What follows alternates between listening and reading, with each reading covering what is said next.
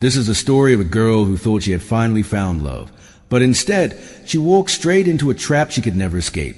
A simple online message turned into daily conversations, then late-night calls, and finally, a meeting that would cost her life. This incident took place on October 14th, 2021, in Austin, Texas, United States. Emily Carter was 24 years old. She had recently moved to Austin for a fresh start. A new job, a new apartment, and a new life. Everything seemed to be falling into place. Emily was known among her friends as kind, ambitious, and someone who believed deeply in love. But like many people her age, Emily often felt lonely in a new city. Long work days and quiet nights pushed her towards social media. One evening, while scrolling through Instagram, she received a message from someone named Jason Miller. "I saw your profile. You seem really interesting." It was a simple message. Harmless, friendly. Emily hesitated at first, but something about his profile felt genuine. Jason's account showed pictures of him hiking, working out, and traveling. He looked confident, successful, and charming. Slowly, Emily replied. That one reply changed everything. Days turned into weeks. Emily and Jason began talking constantly. Morning texts turned into late-night phone calls. Jason was attentive. He remembered small details, asked about her day, and always knew what to say. He told her he worked in real estate and had recently moved to Austin as well. He claimed he didn't have many friends in the city either, which made Emily feel even more connected to him. Within a month, they were talking like they had known each other for years. Emily's friends noticed a change. She smiled more. She seemed happier. "I think I found someone," she told her best friend, Sarah. Jason began to talk about meeting in person. At first, Emily was nervous, but Jason reassured her. "I'm not like other guys. I just want to spend time with you." After weeks of persuasion, Emily agreed. They decided to meet on the evening of October 14th. Before leaving her apartment, Emily texted Sarah, "I'm going to meet Jason. He seems nice." That was the last message she ever sent. According to phone records, Jason picked her up around 7:30 p.m. Surveillance cameras later showed a dark-colored sedan stopping outside her apartment complex. Emily stepped in, unaware that she would never return. Hours passed. Emily didn't respond to any messages. At first, Sarah assumed she was busy. Maybe the date was going well. But by midnight, something felt wrong. The next morning, Emily still hadn't replied. That wasn't like her. By afternoon, Sarah reported her missing. The police initially treated it as a missing person case. Adults sometimes disappear voluntarily. But as officers began investigating, small details started raising concerns. Emily's phone was turned off. Her apartment showed no signs of struggle. Her wallet and personal belongings were still inside. But the biggest clue came from her phone records. The last person she had contacted was Jason Miller. Detectives quickly began tracing his identity, but they hit a wall. There was no official record of a Jason Miller matching his profile. The photos on his account? Stolen. The job he claimed? Fake. Even the phone number he used was registered under a temporary prepaid service. Emily hadn't been talking to who she thought she was. She had been talking to someone who had carefully built a false identity. The case suddenly shifted from a missing person investigation to a possible abduction. Police obtained surveillance footage from nearby streets.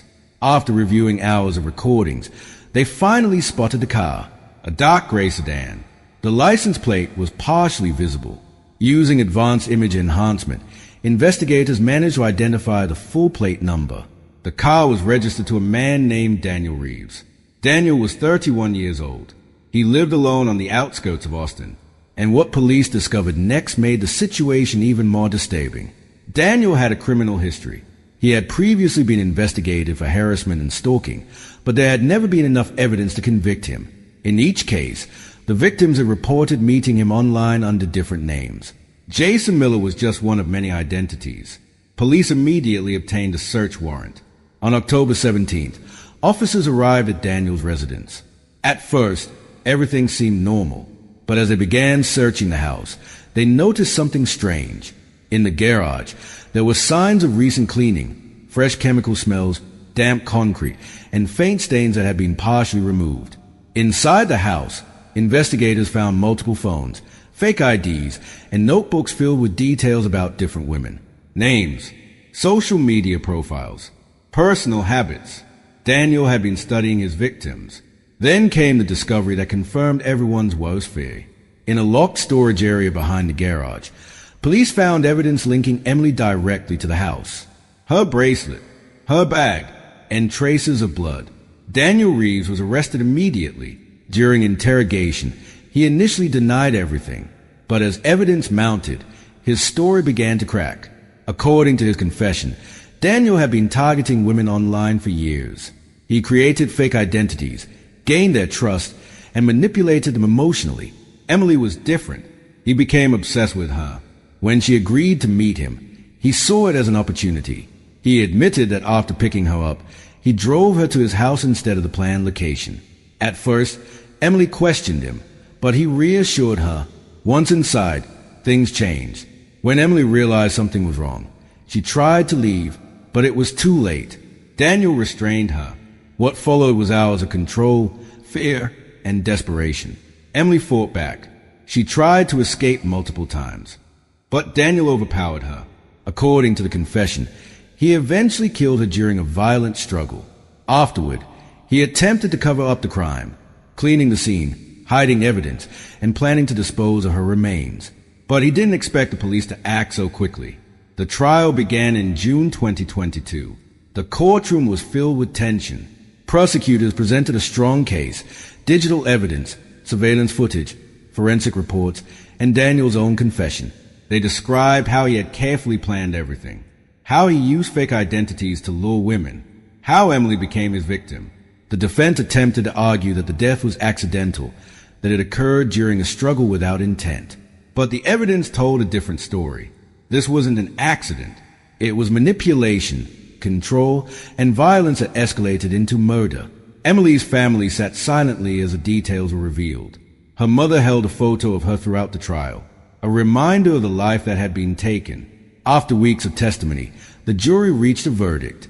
Daniel Reeves was found guilty of first-degree murder, kidnapping, and fraud-related charges.